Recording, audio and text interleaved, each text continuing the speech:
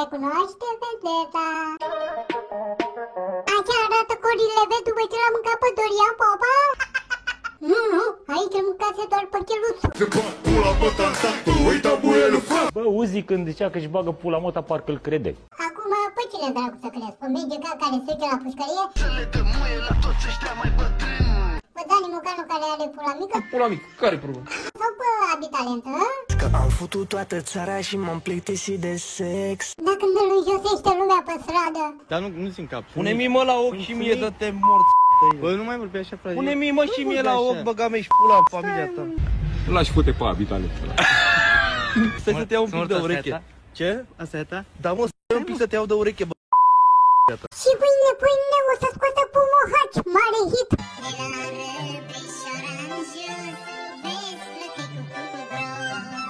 Părinte, mai bine îl vezi pe Dani Mocanu dezbrăcat, că la nu te sperii. În aer liber poți să faci ce vrei. Unele stau, alții filmează și șmecherii dau la buci. There's a place to Miami where to hear your song. Fill the glass, get your baby's home.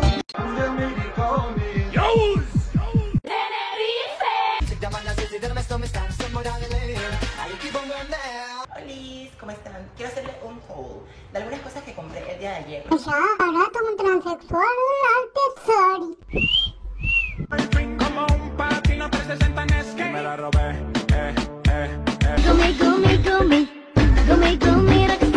Acum să vedem cum arată un transexual în România. Why don't you say so? Stai așa, boss, aici nu se pune că nu era machiat. Și cu machiaj, ți se pare ție că e vreo diferență? Sunt foarte sinceră. Atât i-a trebuit. Înțelegi? Sinceră? Sinceră?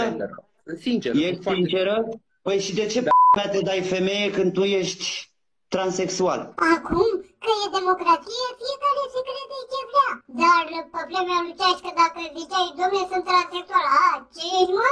Ia vină, mă, încoici, te luau la securitate, de dădeau bătaie de nu-ți mai trebuia bulangereală toată viața. Ce e bun, nu mai scoateți ce e prost, ce e negativ. Că uitați, uitați la ce se ajunge. Uitați-vă. Amaru, plânge pe live, dar de ce, boss? Cum de ce? Ca să dea lumea donații. Aventurile familiei bosniacă. Boss, cu D de la Dosniaci. Unde avem ochii frumoși și el are ochi albaștri și eu am verzi. Păcat că nu pot să fac copii, asta e cel mai ciudă lucru, că făceam copii așa frumoși.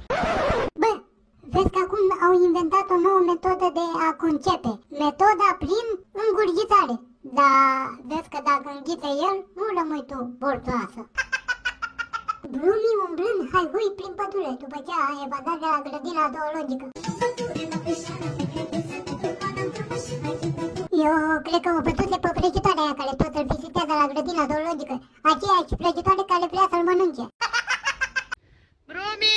Și dacă tot am amintit că vrăjitoarea vrea să-l mănânce pe Brumi, hai să vedem ce face Brumi.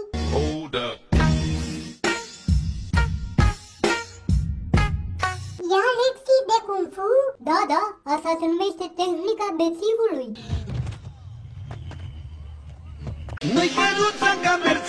Așa pleacă țiganii după ce îi prinde poliția locală și le ia calul. Abuz în serviciu, boss. Ia taci, bă, de-aia cu ce te bagi? Unde e rob să țină și căluța? Calul unde îl țin? Pe calul nu îl țin, calul îl călăresc ei când se crede John Wayne. Dacă le lași doar căluța, o bagă în serviciu la custom tuning și iese așa. Făt frumos are avere, 300 de cai putere, nu cu manipulator, fix în țara. Boss, să nu zici țara țiganilor că ți-i amendă de la PNA, treaba ta, din episodul trecut. Mi se pare mie sau nu ai chiar ridicat țâțele, a? Gurile rele spun că așa trebuie să arate femeia după o partidă de sex reușită.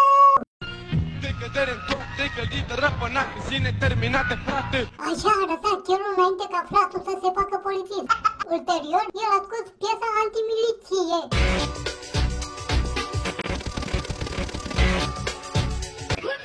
Ce faceți prima oară după ce îți cumperi terenul? Te filmezi și te lauzi pe net că l-ai cumpărat. Trebuie să vii să vezi dacă ai apă. Haideți cu mine să vă arăt unde săpiu ca să am apă aici pe teren.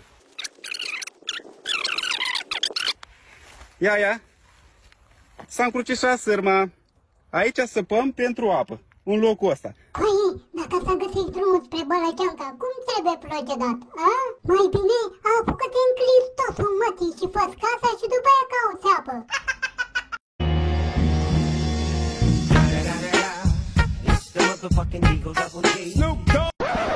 Stai așa, mai inhalat un pic și mergem după Snoop Dogg la dezintoxicare. Să aduce alea, da?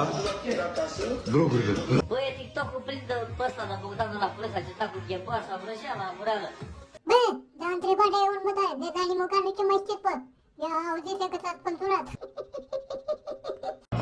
De obicei, sticla pe care o aplici unui telefon se sparge imediat, însă la IFA Berlin am găsit husa. Alo, nu e husă, e sticlă de protecție. O să arăt. Rezistă la lovituri de ciocan și credeți-mă chiar... Am ceva special.